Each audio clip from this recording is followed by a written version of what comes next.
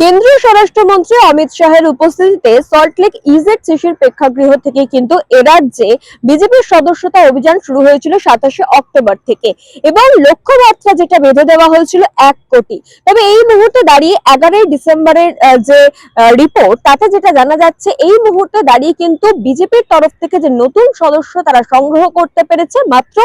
22,89,000, অর্থাৎ 1 কোটির নিরিখে সেটা কিন্তু মাত্র 25%। এবং এই মুহূর্তে দাঁড়িয়ে সেই 1 কোটির লক্ষ্যমাত্রা পূরণ করতেই কিন্তু যে সদস্য সংগ্রহ অভিযানের যে দিনক্ষণ সেটা বাড়িয়ে করা হয়েছে 31শে ডিসেম্বর পর্যন্ত এবং আগামীকাল থেকেই রয়েছে সক্রিয় সদস্য সংগ্রহ অভিযান। আর ঠিক তার আগের দিনই সল্টলেকের একটি বেসরকারি হোটেলেই কিন্তু বিজেপির সদস্য সংগ্রহ অভিযানের একটি কর্মশালার আয়োজন করা হয়েছে এবং এখানে কিন্তু বঙ্গ বিজেপির শীর্ষ নেতৃত্বরা উপস্থিত রয়েছেন, অর্থাৎ দিলীপ ঘোষ থেকে শুরু করে লকেট চট্টোপাধ্যায়, অগ্নিমিত্রা পাল সহ একাধিক বঙ্গ বিজেপির যারা শীর্ষ নেতৃত্ব রয়েছেন তারা এখানে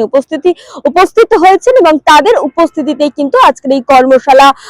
চলছে এবং আগামীকাল থেকে কিন্তু রয়েছে সক্রিয় সদস্য সংগ্রহ অভিযান। অর্থাৎ এই মুহূর্তে দাঁড়িয়ে এটাই দেখার বিষয় যে 1 কোটি লক্ষ্যমাত্রা টার্গেট করে দেওয়া হয়েছিল, সেই 1 কোটি